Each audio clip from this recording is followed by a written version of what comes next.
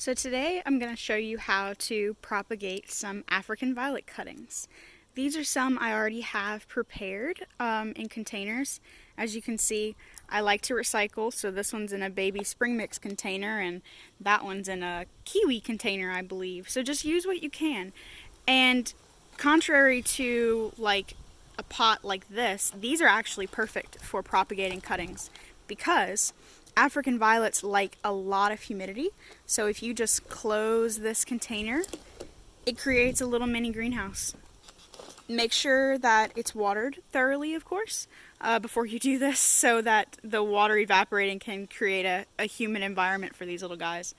But let's get started. Okay, so I've collected all my supplies and I'm ready to go.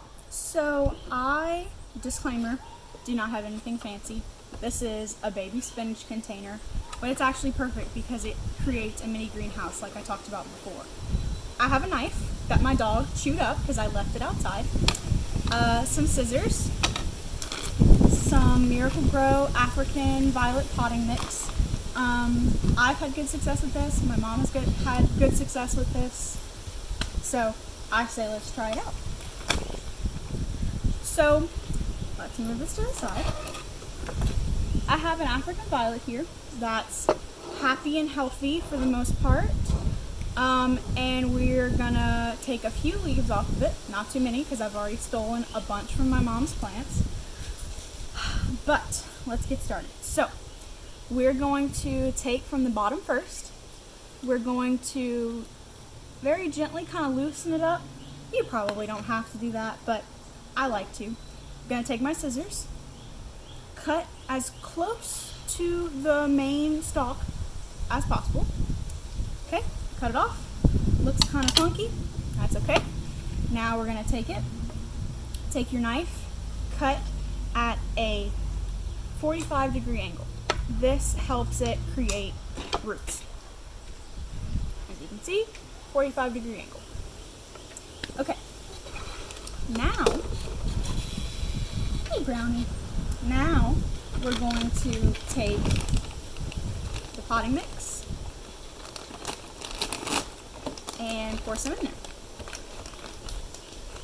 It's very light.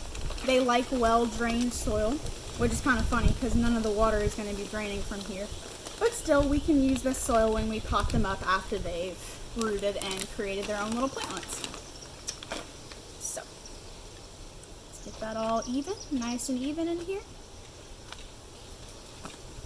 And I'll be taking the cuttings from this container that I showed you before because it has holes and it's not getting the humidity that I would like it to get.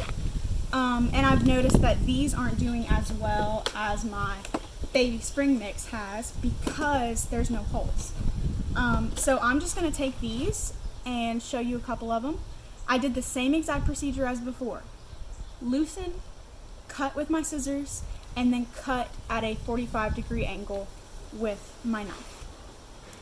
And I'm going to bury them straight up. This is an important tip that I learned the other day. You don't want them laying down because then the leaves don't like a lot of moisture on them directly. So if you leave them laying down, they get a little bit too much moisture and that can lead to rot. Also, important tip that I forgot. You can see that some of these are cut. This was intentional. This leads it's kind of like a mind game for the plant.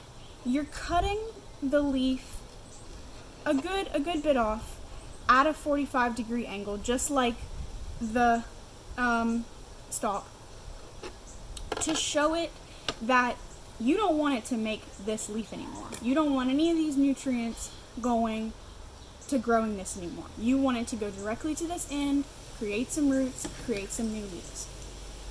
I also learned that from a video. I watch a lot of videos about plants. I don't know. I'm not sure if it'll help, but it certainly couldn't hurt. So that's an important little trick. So standing them up, don't know if we can see, but standing them up, and just placing them, use your discretion, but I would say about halfway. You want the stalk to get some light and you want that leaf to get some light.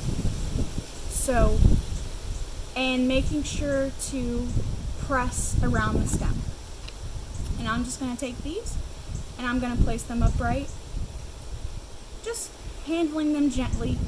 African violets are kind of considered a finicky old lady plant, but I think they just know what they like and show you when you're not doing what they like, you know.